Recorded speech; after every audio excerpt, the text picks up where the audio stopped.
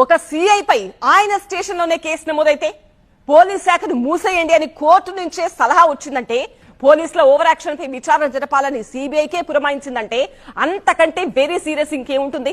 అందుకే అసలు ఉన్నారా ఉంటే కళ్ళు మూసుకున్నారా లేక కళ్ళు నెత్తికెక్కాయా? రూల్ బుక్ ఒకటి ఉందని దాన్ని ఫాలో కావాలని మర్చిపోయారా?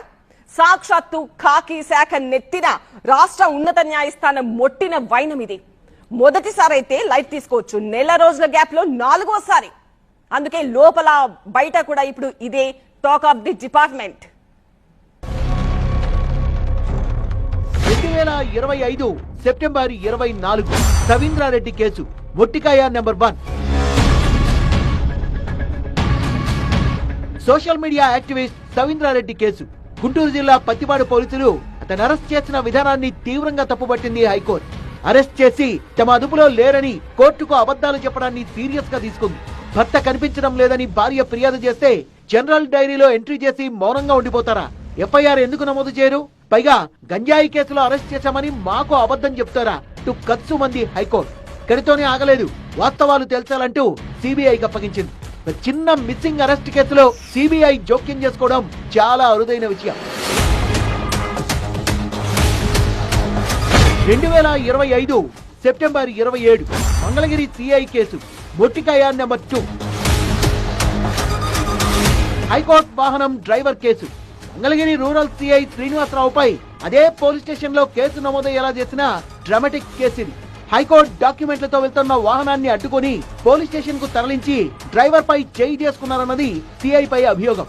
ఎస్పీని కోర్టుకు పిలిచి సిఐ ఓవర్ యాక్షన్ పై సంజాయిషి అడిగేదాకా వెళ్లింది వ్యవహారం. కోర్టు సిబ్బంది అని తెలిసినా కీలక ఫైళ్లు తరలిస్తున్న వాహనాన్ని అడ్డుకుంటారా అంటూ సిఐ పై వేటు వేయించి కేసు నమోదు చేయించి బీఆర్ కు పంపేదాకా వదిలిపెట్టలేదు హైకోర్టు. 2025 సెప్టెంబర్ 30 మహిళ మిస్సింగ్ కేసు మొట్టికాయ నెంబర్ 3. 2025 అక్టోబర్ 13 తిరుమల పరకామణి కేసు మొట్టికాయ నెంబర్ 4.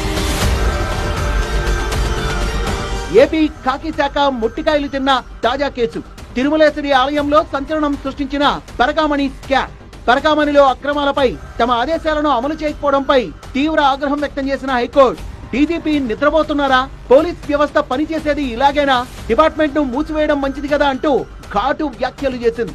రికార్డులు సీజ్ చేయమని ఉత్తర్వులిస్తే నెల రోజులవుతున్న నో యాక్షన్. పైగా సిఐడిలో ఐజీ పోస్టు లేదనే కుంటి సాకు ఆధారాలు తారుమారు చేసేందుకు మీరే వీలు కల్పించారు. ఇదేనా మీ నిజాయితీ అని డీజీపీకి డోస్ ఇచ్చింది హైకోర్టు.